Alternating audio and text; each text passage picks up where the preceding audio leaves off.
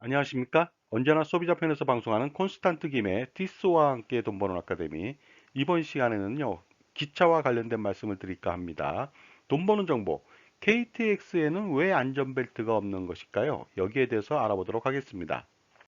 먼저 각 나라별로 초고속 열차의 속도를 알아보도록 하겠습니다. 1위는 일본이 되겠습니다. 신칸센이 현재 320km입니다. 그러나 시험 중인 건이 603km나 나왔습니다. 두 번째는요, 프랑스가 되겠습니다. 떼제베라고 하거든요. 트랑 아 그랑드 비테스라고 합니다. 엄청나게 빠른 기차라는 뜻인데 우리나라의 고속철에 관련된 기술을 전수해 준 나라가 되겠습니다. 떼제베는 320km고요. 그 다음에 현재 575km에 성공했습니다. 그 다음에 중국이 되겠습니다. 중국 350km고요. 그 다음에 501km에 성공했습니다. 그리고 한국이 되겠습니다. KTX고요. 300km고요. 421km에 성공했습니다. 그 다음에 스페인이 되겠습니다. 스페인은 320km고요. 현재 404km에 성공했습니다. 이탈리아는요. 300km고요. 400km에 성공했습니다.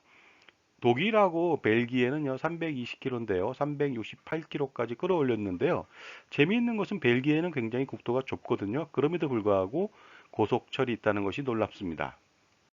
자, 우리나라 KTX에 이어서 차세대 고속철인 해무 430조 X에 대해서 말씀 나누겠습니다. 기존 KTX 같은 경우에는요, 앞에 두 량에서 동력을 발생시켜 갖고 나머지 기차를 끌게 되는데요. 그러다 보니까 최고 속도 300km를 돌파하기가 굉장히 어려웠는데요. 해무는 어떻게 하느냐? 20대 차량에서 각각 동력이 발생합니다. 그러다 보니까요, 최고 속도 430km까지 났습니다.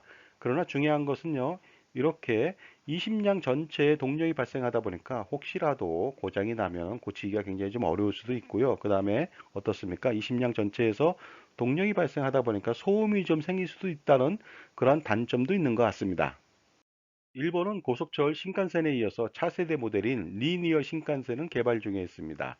현재 93조 원이라고 하는 엄청난 개발비를 투입하고 있습니다. 이 모습이 굉장히 멋있지 않습니까? 길쭉한데요.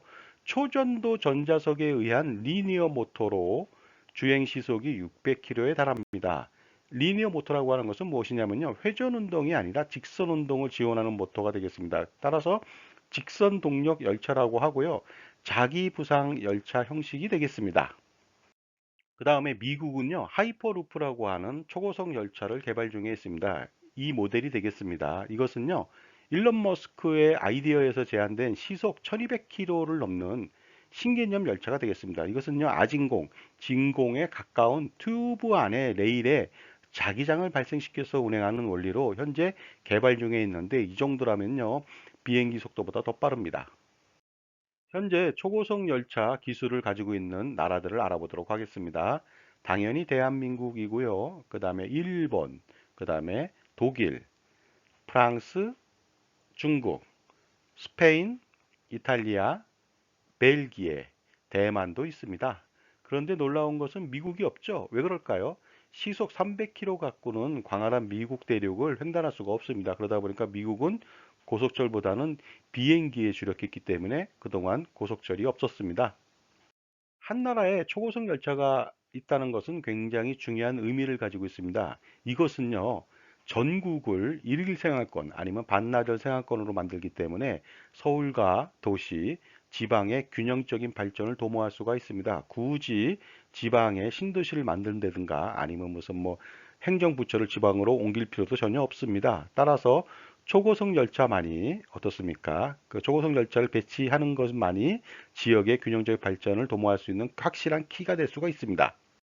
대부분의 교통수단을 탈 때는요, 안전벨트가 있습니다. 안전벨트의 역할이라고 하는 것은요, 사고 시 사람이 튕겨나가는 것을 방지하기 위해서 안전벨트를 매게 되는데요. 이러한 안전벨트를 매물었어요. 자동차 사고 시 50% 이상의 생명을 보호할 수가 있다는 것이죠. 그래서 이러한 안전벨트는요, 택시는 물론 승용차, 그 다음에 항공기나 고속버스에 다 있고요. 심지어 청룡열차, 롤러코스터에도 있습니다. 그런데 놀랍게도 이러한 안전벨트가요, 기차에는 없습니다. 기차가 보통 뭐 100km 정도로 달리는데요. 더 중요한 것은요, 300km를 달리는 KTX에도 안전벨트는 없다는 것이 되겠습니다. 도대체 왜 그럴까요? 기차에 특히 KTX에 안전벨트가 없는 이유는요, 딱 두 가지입니다. 첫 번째는요, 급제동 거리가 굉장히 깁니다. 그리고 두 번째는요, 안전벨트로 인해서 튕기져 나가는 사고보다는요, 압사로 인해서 죽는 경우가 더 위험하기 때문에 안전벨트가 없는 것입니다. 자, 그렇다면요, KTX의 제동 거리를 알아보도록 하겠습니다. 급제동을 했다 그랬을 때 400톤이나 나가는 KTX의 제동 거리는요, 무려 3km나 됩니다. 그 다음에 정지하는 데 걸리는 시간도 약 70초 정도가 발생하다 보니까요, 굉장히 서서히 제동이 된다는 것이 되겠습니다. 따라서 안에 있는 사람이 사고 시 튕겨나가지 않습니다. 보통은요, 급제동 거리가 짧거나 시간이 짧으면 관성의 법칙으로 몸이 바깥으로 튕겨나가거든요. 뭐 대표적으로 택시나 아니면 비행기나 아니면 수영차 같은 것이 바로 그 예가 되겠습니다. 자, 지금까지 제 정보가 만족스러우셨다면요, 구독과 좋아요 부탁드리겠습니다. 계속하겠습니다. 감사합니다. 다음은 기차 사고 시 몸이 튕기져 나가서 죽는 것보다는 압사로 인해 사망하는 확률이 훨씬 더 높기 때문에 안전벨트가 없다고 말씀드렸는데요. 알아보도록 하겠습니다. 기차가 만약에 충돌하거나 선로를 이탈했다 이랬을 때는요, 기차 자체가 찌그러져서 압사로 사망하는 경우가 훨씬 더 많습니다. 그러다 보니까요, 기차에서 안전벨트를 맬 경우 압사하는 경우가 6배 이상 증가할 것으로 보이기 때문에 대부분의 기차는 안전벨트가 없습니다. 자, 그러나 기차가 정면 충돌을 했을 때는 안전벨트가 혹시 안전하지 않을까 이런 생각도 한번 해봅니다. 자, 지금까지 KTX에 안전벨트가 없는 이유에 대해서 말씀 나눴는데요. 그런데 더 놀라운 것은요, 왜 시내버스하고 시외버스에는 안전벨트가 없는 것일까요? 저속으로 달려서 그런 걸까요? 시내외 버스에 안전벨트가 없는 이유는 네 가지로 요약될 수가 있을 것 같습니다. 첫 번째는요, 버스의 차체가 커서 사고 시에 안에 있는 사람이 피해를 덜 입는다는 것이죠. 두 번째는요, 시내버스 같은 경우 속도가 굉장히 느린 편입니다. 물론 고속버스는 굉장히 빠르죠. 그러다 보니까 안전벨트가 반드시 있습니다. 그 다음에요, 안전벨트를 시내버스에 만약에 설치한다 그랬을 때는요, 비용 부담이 생기겠죠. 이것은 교통비 인상 요인이 될 수가 있고요. 그 다음에 매번 타고 내리는 승객이 굉장히 불편해 할 수도 있습니다. 마지막으로 앉아 있는 사람이 안전벨트 매는데 서 있는 사람은 어떻게 할까요? 서 있는 사람에 대해서 안전벨트를 맬 수 없기 때문에 이러한 네 가지 이유로 시내 버스에 안전벨트가 없는 것입니다. 아무리 그렇다 하더라도요, 시내버스는 몰라도 그 시외버스는 굉장히 빨리 달리는 경우도 있거든요. 따라서 좌석제가 완벽하게 도입된다면 안전벨트를 설치해야 되지 않을까요? 자, 그런데 마을버스는 또 왜 고속도로를 달릴 수 없는 것일까요? 자, 오늘은 굉장히 궁금한 게 많습니다. 마을버스가 고속도로를 달릴 수 없는 이유는 정차역이 없어서일까요? 아니면 하이패스가 없어서일까요? 아니면 저속 운행밖에 할 수 없어서일까요? 이유는 안전벨트가 없어서입니다.